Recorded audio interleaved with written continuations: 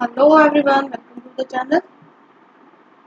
तो आज के इस टॉपिक में जो हमने चैप्टर स्टार्ट किया था पॉवर्टी एंड एम्प्लॉयमेंट का, उसमें आज हम सबसे पहले हम बात करेंगे किसकी, poverty alleviation and employment generation programmes in India. ठीक है, देखो हम पॉवर्टी की डेफिनेशन समझ चुके हैं, इसकी टाइप समझ चुके हैं। ठीक है, पॉवर्टी क्या थी कि जब कोई बेसिक नीड्स को फुलफिल नहीं कर पा रहा है। ठीक है ना, उसमें हमने देखा एक एब्सोल्यूट पॉवर्टी है और एक में क्या है, रिलेटिव पॉवर्टी है। ठीक है, दो टाइप्स देखे पॉवर्टी के मेनली।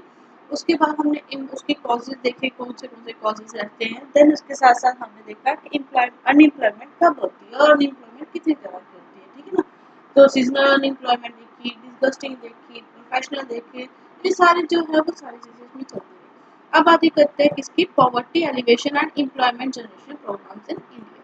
तो सबसे पहले हम बोलते हैं कि देखो कोई भी गवर्नमेंट होती है ना, उसकी एक अप्रोच होती है। ठीक है, कि वो क्या करे, गरीबी को हटाए। ठीक, अब ये गरीबी को हटाने के लिए इंडिया के अंदर जो है वो अलग अलग प्रोग्राम जो है वो स्टार्ट किए गए। तो सबसे पहला जो प्रोग्राम है इंडिया के अंदर जो स्टार्ट किया गया है, जिसको हम लोग बड़े प्यार से जिसको हम जानते हैं महात्मा गांधी के नाम से है, that is the Mahatma Gandhi national rural employment guarantee work. ठीक है, एमजी नरेगा। तो देखो ये क्या है, एक फ्लैगशिप प्रोग्राम है जिसमें क्या बोला जाता है कि लाइवलीहुड को क्या करना है, सिक्योर करना है हाउस होल्ड को इन रूरल एरियाज में, जिसमें कम से कम भी उनको क्या करना है, 10 दिन के लिए जो है वो काम देना।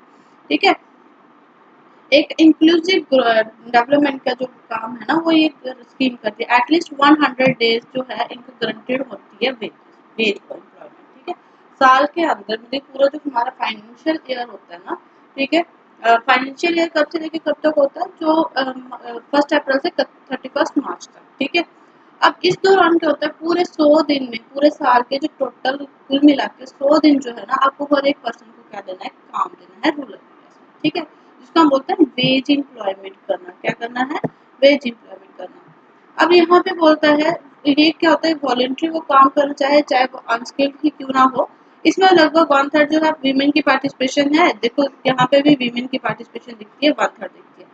अब ये वेज एम्प्लॉयमेंट तो देता है, लेकिन इसी के साथ साथ ये स्ट्रेंथन करता है natural resources management through works that assess the cause of chronic poverty like drought, deforestation and soil erosion. ठीक है, और ये किसकी तरफ लेके चलता है, सस्टेनेबल डेवलपमेंट की तरफ लेके चलता है। ठीक है, अब आप मुझे कमेंट सेक्शन में ये बताइए कि जो सस्टेनेबल डेवलपमेंट गोल है हमारा, वो कौन सा सस्टेनेबल डेवलपमेंट गोल है जो ये बोलता है कि हम सबको क्या करना है, इंक्लूसिव ग्रोथ करेंगे। एम्प्लॉयमेंट की बात जो है वो किस सस्टेनेबल डेवलपमेंट गोल में करी गई है। ठीक है, तो कमेंट सेक्शन में ये जरूर बताना। देन इसी तरह से देखो एमजी नरेगा का जो है वो पुराना नाम क्या है। ठीक है, एमजी नरेगा का पुराना नाम क्या था, national rural employment generating scheme. ठीक है, तो इसको ये अभी क्या बना दिया, एक्ट बना दिया ना, लेकिन पहले ये क्या था, स्कीम थी। ठीक है, ये आपने पूरा का पूरा याद रखना है। और देखो जो कोविड का टाइम आया था ना, इसमें भी जो ये था हमारा एमजी नरेगा था, इसने एक बहुत इंपॉर्टेंट जो था वो रोल प्ले किया था। ठीक है, तो this is the wholly solely about the MG NREGA. ठीक है, देन आगे चल के हम बात करते हैं कौन सी टर्म की बात करेंगे, national rural livelihood mission NRLM आजीविका। ठीक है, दूसरी हमने कौन सी स्कीम की बात करें, नेशनल रूरल लाइवलीहुड मिशन आजीविका। तो रूरल एरियाज के अंदर ही क्या चलाया गया, नेशनल रूरल लाइवलीहुड मिशन चलाया गया। ठीक है, बेसिकली जिसको हम लोग किसके नाम से जानते हैं, जो हम सेल्फ हेल्प ग्रुप के नाम से जिसके अंदर काम करते हैं ना, तो ये एक मिशन है। बेसिकली इसका क्या है, जो होता है स्वर जयंती ग्राम स्वरोजगार योजना। ठीक है, ये बेसिकली क्या थी, स्वर जयंती ग्राम रोजगार योजना थी, जिसको हम SGSY बोलते हैं, जिसको NRLM सेल्फ एम्प्लॉयमेंट है। ये सेल्फ एम्प्लॉयमेंट प्रोग्राम है, ये कब से चल रहा है, 1999 से चल रहा है। इसका मकसद क्या है कि जो रूरल पोर है, फैमिलीज है, स्वरोजगार है ना, तो उनको क्या करना है, अबव द पॉवर्टी लाइन लाना है, ताकि उनको क्या दी जाए, इनकम जनरेटिंग एसेट्स जो है उनको प्रोवाइड किया बाय प्रोवाइडिंग ना इनकम जनरेटिंग सेट। जैसे क्या दिया जाता है, देखो क्या बनाया गया, जैसे मैंने बोला सेल्फ हेल्प ग्रुप की एक बहुत अच्छी एग्जाम्पल है, जिसमें लोग खुद ही 10 से रुपीज से स्टार्ट होता था पहले, अब तो आई थिंक अमाउंट बढ़ गया होगा, 100 रुपीज तक का इसका अमाउंट होगा।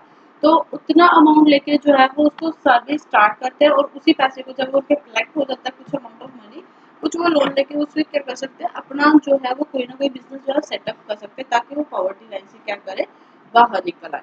ठीक है, now the capacity building, now the third one is the आत्मनिर्भर निर्भर अभियान, भारत अभियान।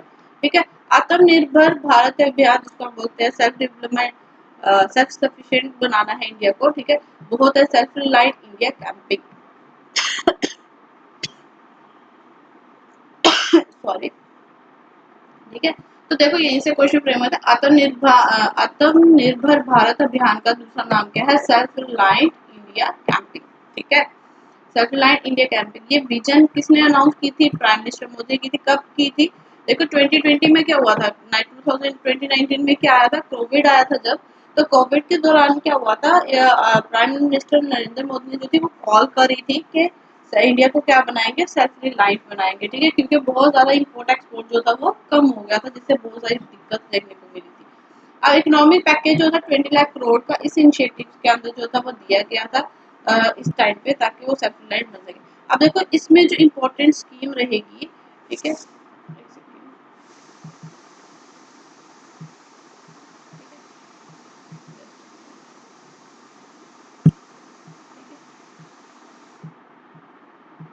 अब देखो इसके क्या है, कुछ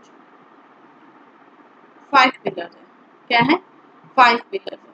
ठीक है, अब आपने देखना है ये जो 5 पिलर्स है ना, ये कौन से हैं। ठीक है, अब हम देखते हैं कि 5 पिलर्स जो है वो उनमें से कौन से आते हैं। सबसे पहले हम बात करते हैं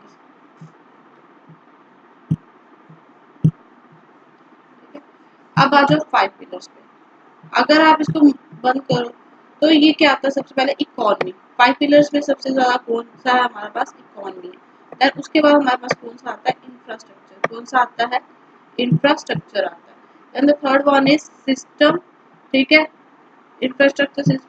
फिर उसके बाद होता है डेमो, वाइब्रेंट डेमोग्राफी की बात करता है। किसकी बात करता है, वाइब्रेंट डेमोग्राफी की बात करता है और डिमांड की बात करता है। ठीक है, दीज आर द 5 एरियाज जिसमें जो है ये क्या करते हैं, ये बोलते हैं economy, infrastructure, system, vibrant demography and demand. और आत्मनिर्भर निर्भर भारत अभियान जो है ना बहुत important, MG NREGA is also important thing. ठीक है, एमजी नरेगा के बाद और national rural health mission, sorry national rural livelihood mission जो है, ये दोनों जो है वो रूरल एरियाज में बेसिकली काम करते हैं। नेशनल रूरल मिशन में जो है ना, एनआरएलएम में, वहाँ पे लोग जो है उनको मतलब फंड्स प्रोवाइड करने हैं, जब उनको ऐसे असेट्स देने हैं जिससे वो अपना कोई ना कोई काम कर सके और पॉवर्टी लाइन से बाहर। एमजी नरेगा में ये बोलता है कम से कम उसको 100 दिन का काम दो, जिससे वो बेस जो है वो कुछ ना कुछ अर्न कर पाए, बाकी तो थोड़ा बहुत कुछ ना कुछ कर ही लेगा, लेकिन दिस इज द ड्यूटी। अब थर्ड वन होता है आत्मनिर्भर भारत अभियान। तो इसके सेल्फ रिलायंट इंडिया कैंपेन में क्या थे, 5 पिलर्स रखे गए थे, जिसमें ये इसने बात करी इकोनॉमी की, इंफ्रास्ट्रक्चर की, इंफ्रास्ट्रक्चर की और सिस्टम, वाइब्रेंट डेमोग्राफी की और डिमांड की। अब होता है जो फाइनेंस मिनिस्टर, ये 5 सेक्टर जो है ना ये आपको याद रखने हैं। ठीक है, इसको हम याद रख सकते हैं AISBD। ठीक है, AISBD। ठीक है, तो demography, demand, vibrant demography. The finance minister has unveiled government reforms. तो गवर्नमेंट जो फाइनेंस मिनिस्टर थे उसने इस प्रोग्राम को क्या किया था, अनवील किया था, सबके सामने रखा था कि 7 सेक्टर्स जो है वो कहाँ कहाँ पे जो है वो काम करेंगे। ठीक है, तो 5 पिलर जो है इसके भूलने नहीं है, ये बहुत इंपॉर्टेंट है। Then the next is the skill development. ठीक है, स्किल डेवलपमेंट, ठीक है, जिसको बोला जाता है कौशल विकास योजना। ठीक है, हिंदी में भी इसका आ जाता है। देन इसके बाद देखो स्किल डेवलपमेंट में क्या है, ये भी इन्होंने की थी। ये बेसिकली बात करते हैं इंक्लूडिंग द मिनिस्टर। यहाँ पे काउंसिल जो थी प्राइम मिनिस्टर की, जिसमें मिनिस्टर्स थे ह्यूमन रिसोर्स डेवलपमेंट के, फाइनेंस के, हैवी मिनिस्ट्रीज के, रूरल डेवलपमेंट के, हाउसिंग एंड अर्बन अफेयर्स के। तो ये क्या बोलते हैं, पॉवर्टी एलिवेशन करनी है हमें और लेबर और एम्प्लॉयमेंट की भी थी। ठीक है, housing and urban poverty alleviation और लेबर एंड एम्प्लॉयमेंट। और जो डिप्टी चेयरमैन थे प्लानिंग कमीशन के, तो चेयरपर्सन जो थे इन्होंने सभी ने मिलकर क्या बनाई थी, ये सारा सिस्टम जो था क्रिएट किया था। ठीक है, तो this is the somehow the measures can be taken by the poverty to eradicate the poverty and employment generation programme in India. ठीक है, तो बेसिकली ये सारा चलाते क्यों है, क्योंकि गवर्नमेंट को क्या पड़ी हुई है इतना सारा काम करने की, because it's the duty of the government to give the equal opportunity to provide the work to the decent work provide करना किसको, to the citizens of India. ठीक है, सो ये जब आप पॉलिटी पढ़ोगे वहां पे आपको क्लियर हो जाएगा। So with this your topic is